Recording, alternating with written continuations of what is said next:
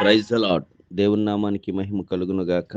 ప్రభునందు దేవుని ప్రియ స్నేహితులారా, దేవుని పిల్లలారా, ఈ ఆగస్టు మాసము మంగళవారము 11వ తారీఖు ఉదయకాల శుభాలు.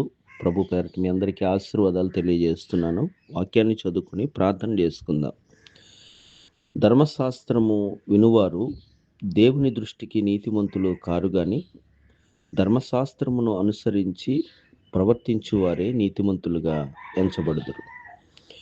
రోమీలకు రాసిన పత్రిక 2వ అధ్యాయం 13వ వచనంలో ఈ విలువైన మాట మనం ఆలోచన చేసుకుని ధ్యానం చేస్తే, వినువారుగా ఉంటే దేవుని నీతిని నెరవేర్చిన వారుగా కాదు, దేవునికి ఇష్టలైన వారుగా కాదు, దేవుని వాక్యం ఏదైతే మనకు తెలియజేస్తుందో, ఏదైతే నేర్పిస్తుందో, ఏదైతే బోధిస్తుందో దానికి లోబడి ఆ వాక్యానుసారంగా జీవిస్తేనే దేవునికి ఇష్టులైన ప్రియకుమారులు ప్రియకుమార్తెలు.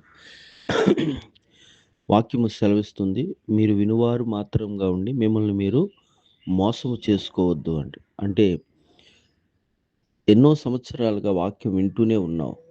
అలా వింటూనే ఉన్న స్థితిలోనే ఉంటే నీవు మోసం చేసుకుని నిత్య నరకానికి వెళ్ళిపోయే స్థితిలోనికి వచ్చేస్తావు.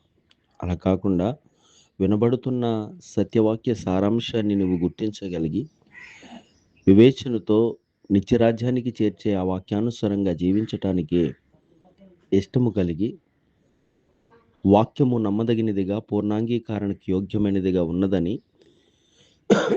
అబ్రహాము ఎలాగైతే ఆ వాక్యాన్ని నమ్మి దేవుని కొరకు బ్రతికాడో, స్త్రీమంతుడిగా ఉండి స్థితి కలిగిన వాడిగా ఉండి గుడారాల్లో జీవించి పునాదులు కలిగిన పట్టణం కోసం ఎదురు చూశాడు, అలాగే ఈ లోకంలో మన నిమిత్తము ప్రభువారు ఏం మాట్లాడుతున్నారు, నువ్వు వింటున్న ప్రసంగాల్లో, నువ్వు వింటున్న మందిరంలో దేవుడు నీ కోసం ఏం బోధిస్తున్నాడు, ఆ వాక్యం నీతో ఏది మాట్లాడుతుందో అది నువ్వు చేయగలిగితే, ఆ మాటకు లోబడి ఆ వాక్యానుసారంగా జీవించగలిగితే, ఆయన చిత్తాన్ని నెరవేర్చడానికి ఇష్టంతో వాక్యాన్ని అనుసరించగలిగితే నీవు వాక్యాన్ని నెరవేర్చిన వారుగాను, వాక్యాన్ని అంగీకరించిన వారి వ్యక్తిగాను ఉంటావు.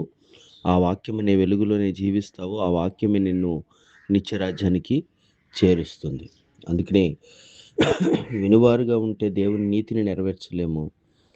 ఆ వాక్యానుసారంగా జీవిస్తేనే మనము నీతిమంతులుగా తీర్చబడతాము. అలాగ నీతిమంతులుగా తీర్చబడటానికి, నిత్యరాజ్యాన్ని స్వతంత్రించుకోవటానికి, వాక్యానుసారంగా జీవించటానికి పరిశుద్ధాత్మ దేవుని సహాయ సన్నిధి మనందరికీ అనుగ్రహింపబడును గాక. ఆమేన్. ప్రార్థన. సర్వశక్తిమంతుడా, సర్వోన్నతుడా, మా మంచి కాపరి, నీకు వందనాలు. మమ్మల్ని ఈ భూమి మీద నడిపిస్తున్నవాడా, మా నాయకుడా, నీకు స్తోత్రాలు.